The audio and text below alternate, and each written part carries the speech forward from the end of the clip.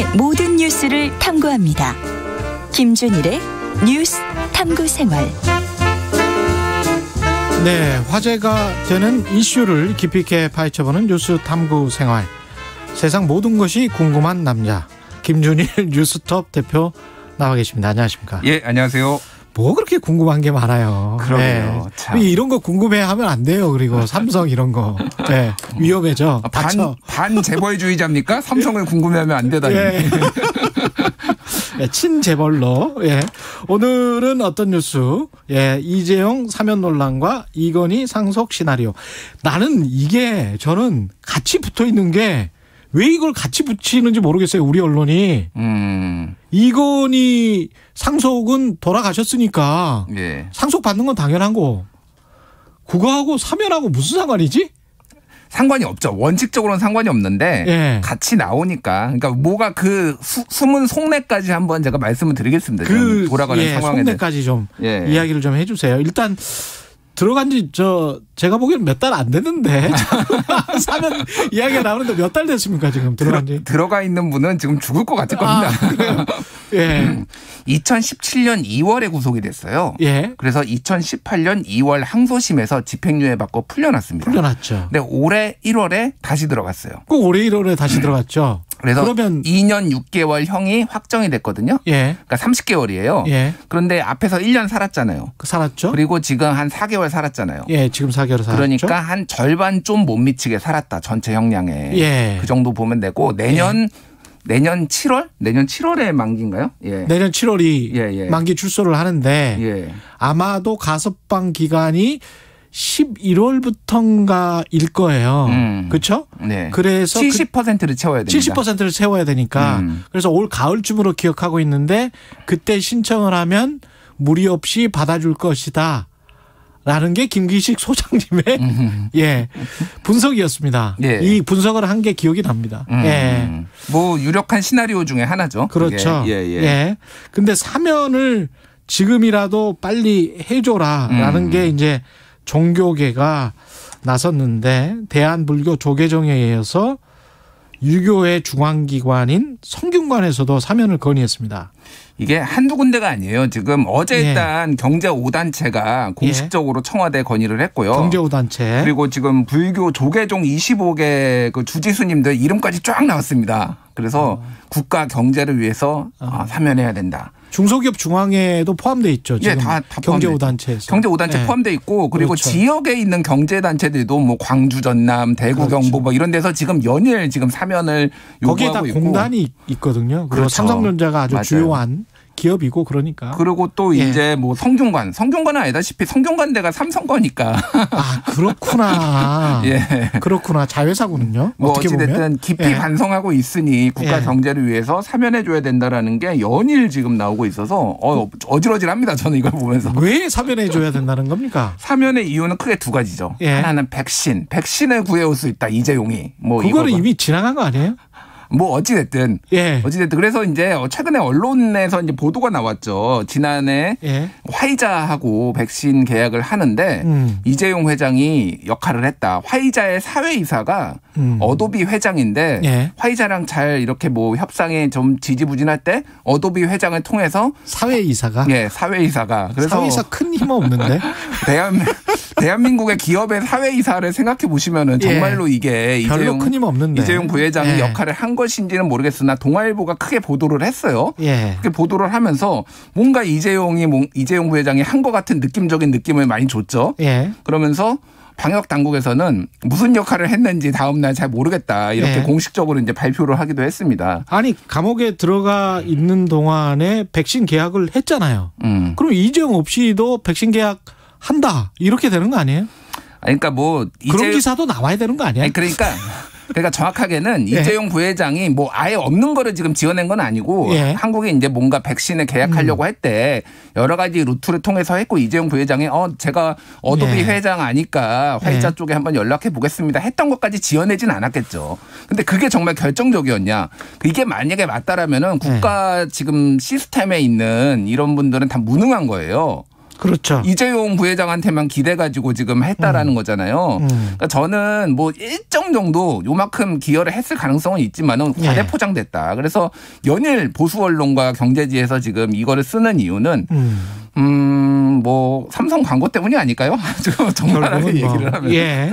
반도체 때문에 사면해 줘야 된다. 이거는 무슨 이야기죠? 반도체는 지금 뭐 여러 가지가 있는데 일단은 미국이 반도체 산업을 키우겠다 공언을 한 상태예요. 왜냐하면은 인텔 중심으로 해서 사실 이제 미국이 뭐 IT 강국이긴 하지만 반도체 산업 자체는 별로 없잖아요. 예. 그러니까 이거를 키우겠고 지금 반도체 격변기다. 그러면은 총수가 투자를 결정을 해야 되는데 감옥에 있으면은 그거를 결정을 어떻게 하느냐. 빨리 풀어줘가지고 대규모 투자. 그래서 국가 경제도 살리고 뭐 이렇게 하는 것이 지금 필요하다라는 게 이제 주장이죠. 그 경제가 좋았을 때나 경제가 나빴을 때나 위기다. 좋았을 때는 우리는 이때 그 자만하지 말고 더 대비해야 된다. 더 가열차게. 그렇기 때문에 총수를 풀어줘야 된다. 이런 논리가 성립을 하는 것이고요. 위기일 때는 위기니까 풀어줘야 된다. 이런 논리가 성립을 하는 거죠. 맞습니다. 예. 그래서 최근에 이제 그 아시아 경제가 윈지코리아 컨설팅에 지난 24일, 25일에 만 18세 이상 남녀 1,008명에게 이 사면에 대해서 조사를 했는데 이재용 부회장 사면해야 된다 응답이 69.4%. 사면하면 안 된다 23.2%로 압도적이었어요. 사면이. 특히 국민의힘 지지자는 90% 이상이 사면해야 된다. 사면해야 된다. 그리고 민주당 지지자는 반반 정도 인정이 나왔어요. 그래서 어찌됐든 지금 사면에 대한 여론이 굉장히 높은데 반면에 이제 두 전직 대통령에 대한 사면론은 찬성이 42.8, 반대가 47.4 더 높았어요. 그러니까 온도차가 있다 지금. 근데 이제 문제가 뭐냐면은 이재용 부회장을 사면을 해줄 경우에는 자연스럽게 연결이 됩니다. 이재용은 사면해놓고 왜 그러면 두 전직 대통령은 사면 안 하느냐. 정부 입장에서 상당히 곤란한 상황인 거죠. 그래서 지금 얘기가 빠르게 나오는 거는 지금 부처님 오신 날 사면해야 된다라고까지 재계가 얘기를 하고 있는데 너무 급해. 그건 솔직히 인간적으로 너무 급합니다. 그거는. 그래서 늦어도 광복절 얘기를 하고 있는데 아까 전에 말씀하셨듯이 이제 가석방이 더 유력하다. 뭐 이런 얘기들이 지금 나오고 있는 상황이죠. 저는 이게 법치주의나 공정을 이런 식으로 계속 진행을 한다면 법치주의나 공정을 이야기하면 안 돼요. 우리 사회가. 그렇죠. 아니 그리고 특히 이제 경제사범이라고 뭐 얼버무리는데 이렇게 생각을 해보세요. 배고파서 그 어떤 인간적인 충동 때문에 빵을 하나 먹었어요. 근데 잡혔어요. 그랬다가 또 가난해서 또 배고파서 했어요. 그러면 이게 중형이 선고되거든요. 누범이라고 해서. 근데 이런 경제사범의 특징은 뭐냐면 몇 년 동안 준비를 하는 거잖아요. 그렇죠. 분식회계를 만약에 했다면 몇 년 동안 준비를 해서 지시를 하고 알고 있음에도 자기의 양심을 속이는 거거든요. 주주들도 속이는 것이고 그런 거잖아요. 맞습니다. 그러면 이거는 훨씬 더 뭐랄까요? 도덕적, 윤리적으로 봤을 때는 훨씬 더 중한 범죄라고 저는 생각을 해요. 그리고 실제로 법조계에서도 아니 이런 사람들은 처음 왜냐하면 걸리는 게 힘들잖아요. 내부자가 아니면 잡아내기가 힘들거든. 맞습니다. 그래서 이런 사람들은 양심을 오랫동안 속여왔고 자기 양심을 속여왔고 많은 관계자, 이해관계자들을 속여왔는데 오랜 기간 동안 초범이라고 해서 봐주는 게 말이 되나? 그래서 이른바 경제사범들을 미국에서는 그렇게 아주 혹독하게 처벌을 하는 겁니다. 20년, 30년 맞습니다. 징역살이를 하게 하는 거죠. 엔론 분식회계 이런 거 20년, 30년씩 다 받았잖아요. 그렇죠. 근데 그런 논의는 되지를 않고 자꾸 이런 식으로 법치주의와 공정을 이야기를 하면 이게 법치주의입니까? 너무 흥분하지 마시고요. 아니 저는 이거는 논의 자체가 좀 이상하게 흘러간다고 봐요. 맞아요. 근데 이제 전례가 있기는 해요. 근데 그게 이제 부적절했다는 얘기도 많이 나오는데 고 이건희 회장 같은 경우에는 2009년에 이제 배임 조세포탈 징역 3년에 집행유예 5년 받았는데 4개월 만에 이명박 대통령이 사면했고요. CJ 이재현 회장 같은 경우에도 뭐 징역 2년 6개월 받았는데 금방 사면 받았고요. 뭐 그렇죠. 예전에 SK 최태원 회장도 두 차례나 광복절 두 차례나 사면을 받았고 뭐 많습니다. 그래서 그런 전례들을 봤을 때 대부분 이게 국가 경제에 기여 뭐 이런 얘기인데 지금은 많이 좀 그런 거에 대해서 조금 부정적인 여론이 많기는 합니다. 현재는. 이것과 이제 사면과 떼놓고 상속은 뭐 어떻게 지금 진행되고 있는 건가요? 상속은 일단은 네, 이것도 우리가 걱정해줘야 돼. 그러니까. 근데 그냥 워낙 이제 주식 시장에 영향을 많이 미칠 수 있으니까 지금 이건희 회장이 가지고 있는 시가로 주식이 한 24조 원대 됩니다. 그리고 여기 부동산이 에버랜드 땅이 엄청 크고요. 한남동 저택 좀 있고 그리고 그렇죠. 이제 그 미술품들. 사실은 강남구에 빌딩도 있어요. 제가 다 확인했어요. 그렇군요. 그것도 한 3천억짜리 있습니다. 한 2개 있어요. 더 찾아보시면 더 있을 수도 몰라. 근데 이제 기본적으로 가지고 있는 주식이 삼성전자, 그리고 삼성생명, 삼성물산, 삼성 SDS 뭐 이 정도예요. 근데 이게 다 지배구조하고 연결이 되어 있습니다. 그러니까 삼성 일가 이재용 부회장이 삼성물산을 지배하고 있고 삼성물산이 삼성생명을 지배하고 있고 삼성생명이 삼성전자를 지배하고 있고 삼성전자가 사실상 모든 회사들을 다 지배하고 그렇습니다. 있거든요.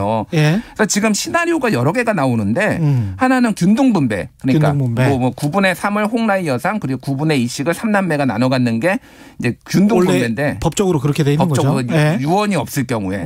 근데 이제 이거를 이재용 부회장의 지배 구조를 강화시켜주는 방법으로 나오는 게 여러 가지가 있는데 삼성물산 주식을 몰아줘서 삼성물산 지배력을 강화할 것이다.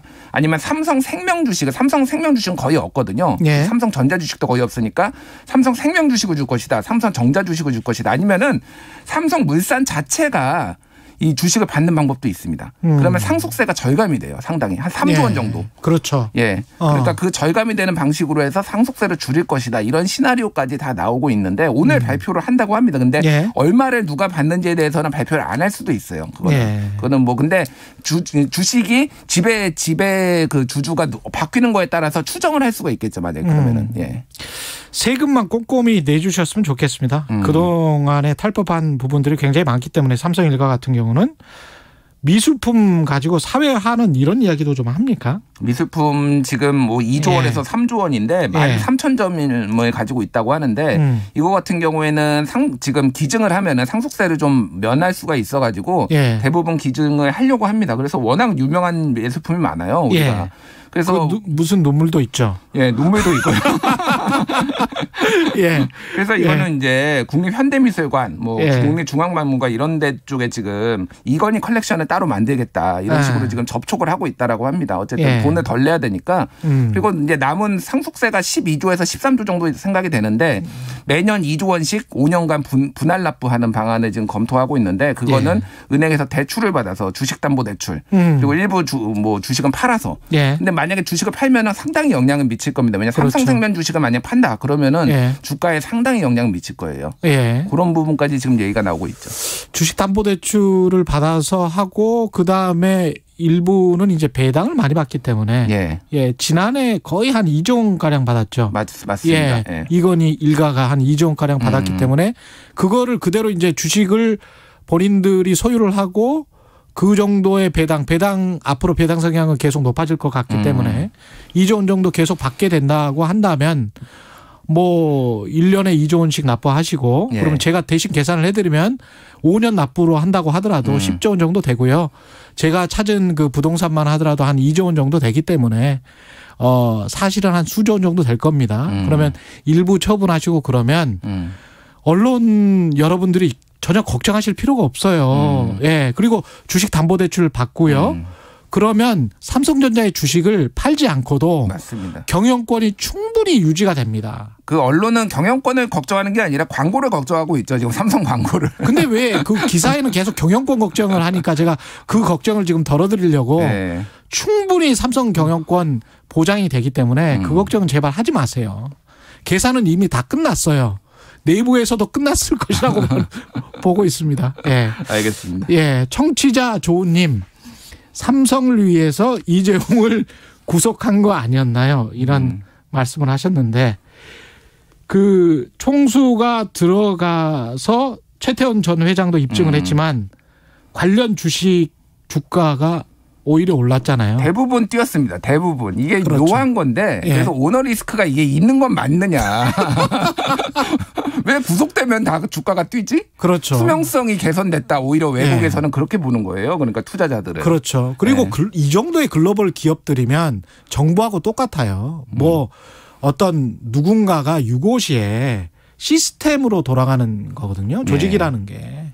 근데 그런 정도의 만약에 기업이었으면 삼성이 지금 같은 그런 정도의 위상을 갖지를 못하죠. 그렇죠. 예. 그 안에 계신 똑똑하신 분들 다 무시하는 겁니다. 그 천재적인 분들. 천재들 많이 들어가 있습니다, 거기에. 예.